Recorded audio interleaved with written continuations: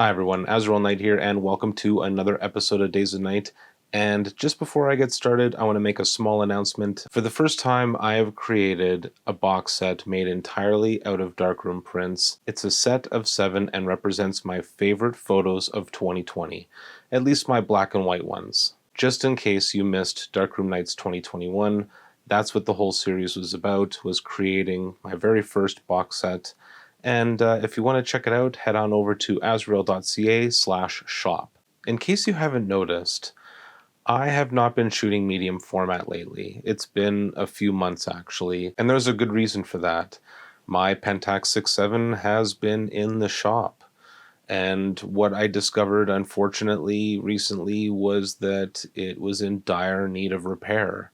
If you go back to day 17 of a fortnight of film, and you look at some of the photos and the way I discuss how there seems to be an issue, I sort of blame it on the film, but in reality, it was the camera. So this has been a progressive issue dating all the way back to the summertime during my Badlands project as well.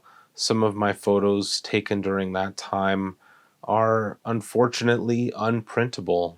It's really frustrating.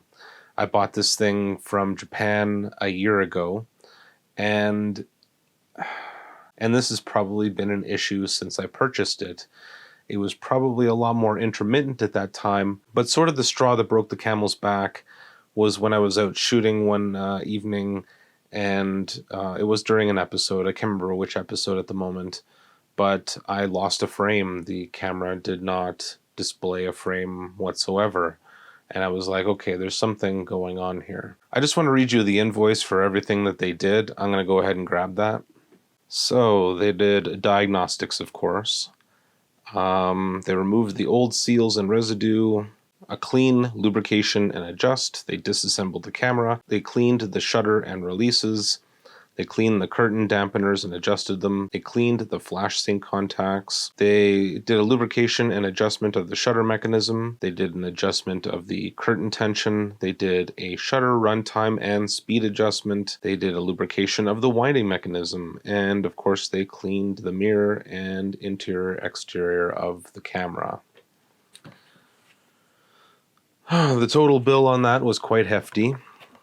It was enough to buy another one on eBay, but better the devil you know than the devil you don't know. So that's what I'm going to be doing today. I'm going to be testing out my new again Pentax 6x7 and make sure everything is in working order. I'm going to put a roll through it and see if everything goes hunky-dory.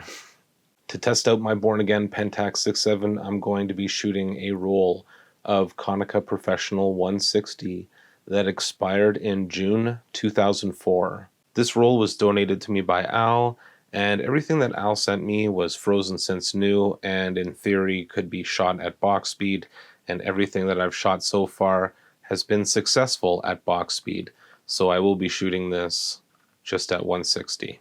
My biggest obstacle today, without a doubt, is that right now with the wind chill, it is minus 36 Fahrenheit. No, Celsius. What am I doing, man? If you take the wind chill into account, it is minus 36 Celsius. That is an incredibly uncomfortable temperature no matter where you're from, even a Canadian. My biggest concern, of course, is that I'm going to ruin my Pentax 6x7, bringing it out into the cold.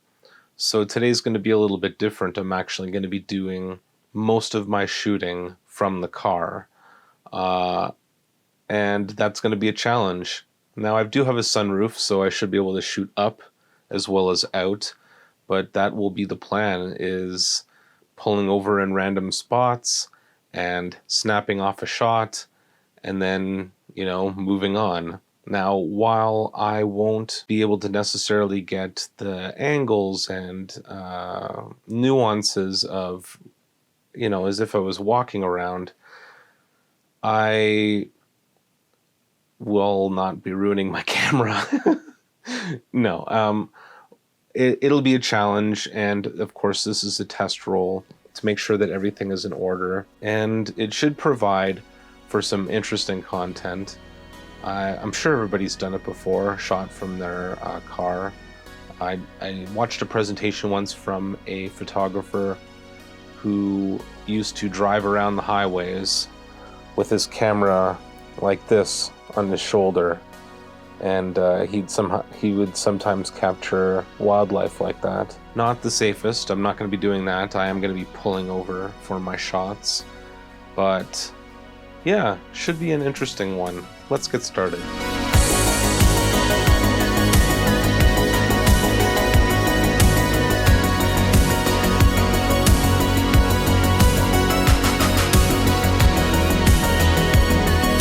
Here she is, ladies and lads, looking really spiffy.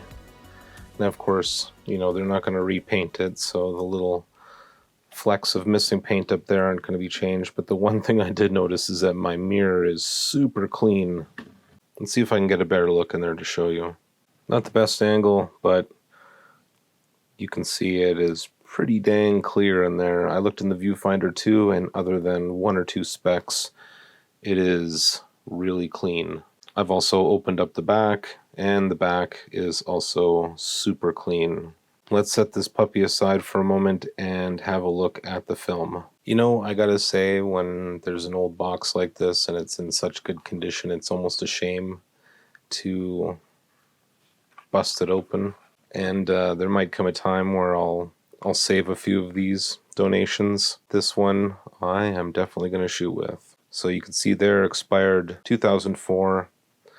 I think film is usually 2 or 3 years before it's expired, so this was probably made in 2001 or 2002, making this film 20 years old. It's from Konica. I don't believe I've ever shot a roll of film with Konica before. It's a ISO 160 film. It should provide me 10 shots. I know it says 12 on here, but that's square. This film will be replaced if defective in manufacturing or packaging. Except for such replacement, it is sold without express or implied warranty or liability of any other kind. Since dyes of color films may change in time, this film will not be replaced for or otherwise warranted against any color change. That's funny. Well, I say we open this. Pretty simple silver packaging. There does seem to be some lettering on the inside. Looks like your basic exposure guide, sunny 16, semi-cloudy f11, and so on and so forth. Avoid direct sunlight when loading and unloading film. Use an electronic flash or flash cubes. Wow, that's funny. Alright, let's get this bad boy loaded. Turned off one of the lights just in case, you know, it was too bright for the film. That's actually pretty cool. I don't think I've ever seen a red spool like that before.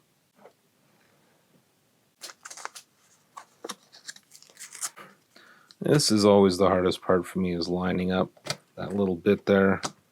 Hey, look at that. We'll call that good luck.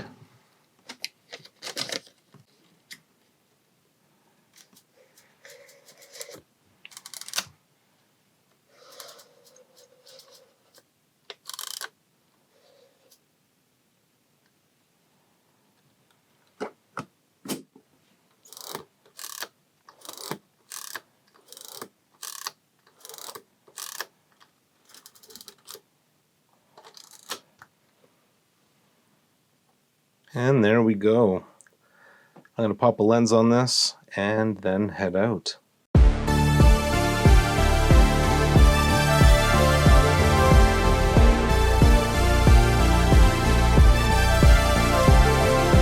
Okay folks, I am at my first stop.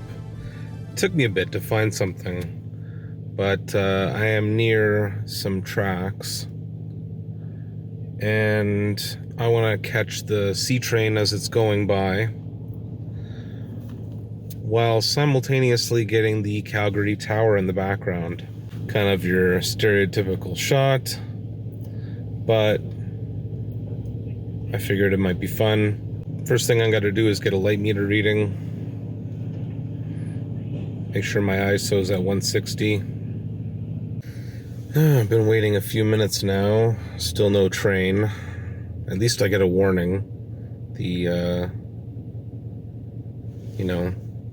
arms will come down when a train's gonna come.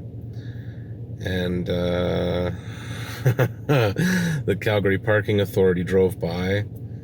So a little nervous about that. I mean, I'm not technically parked, but you never know, right? What you're gonna deal with. All right, finally. So I didn't get the shot I wanted. Somebody pulled up right in front of my frame just as I was about to take the shot. Thankfully, I was able to get a different frame. It's gonna look a little busy, but it might look interesting, who knows. But yeah, I'm going to pull out here and move on before I get a ticket. Just in my second location now, just up the road. I want to try and capture this, but I'm going to have to switch lenses for that. I was using my 200mm f4, but I think I'm going to have to switch to my 105.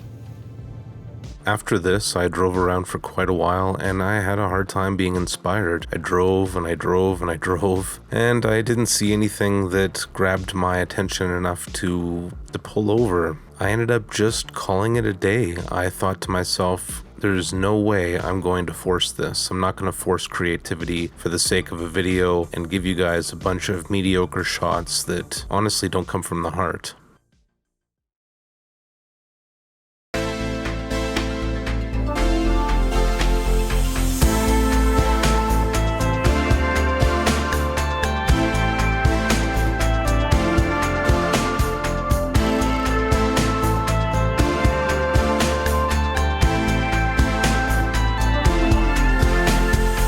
I decided the best thing to do was to just wait until the cold snap was completely over, and that took 2 full weeks. The first part was shot on February 8th, and the second part that you're seeing now was shot on February 22nd. And man, did it ever warm up. Everything's melting, as you can see. It was a beautiful day.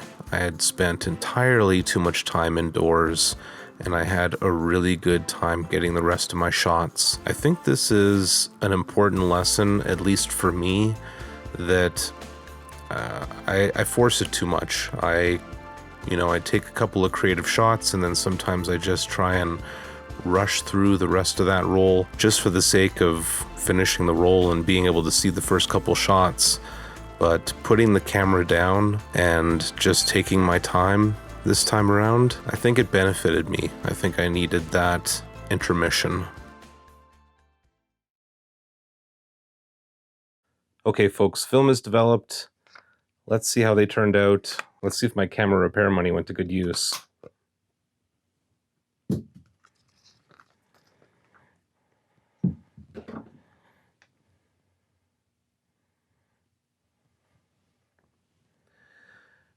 Yeah, we got negatives.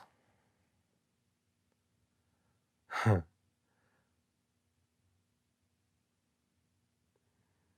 Interesting. Of course, I shot the first couple frames, the first 3 frames, like a while ago. So it's just interesting seeing that. These look good. Yeah, I cannot wait to see these scanned in. You don't have to wait though. Here are today's highlights and my contact sheet.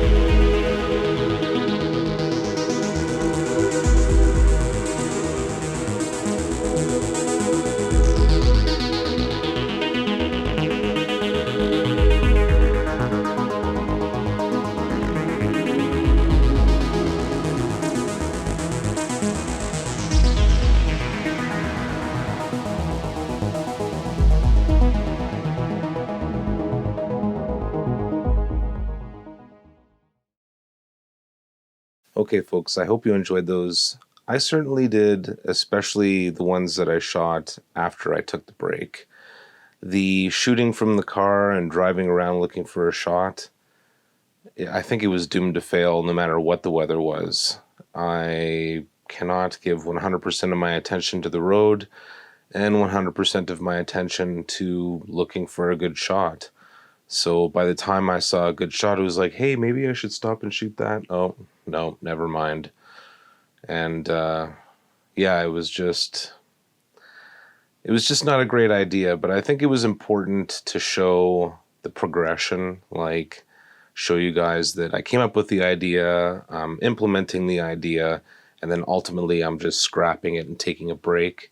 I feel like a couple of years ago, I would have just pushed through an episode and I would have just shot whatever. I would have been like, oh, well, I'm just gonna like shoot this tree and see how many creative angles of this tree I can get. And in reality, I'm just wasting film and your time. So what I did is I did what I should do, is I put the camera away and I worked on other episodes. You saw a couple episodes of The Darkroom Night. If you haven't, then, definitely check those out.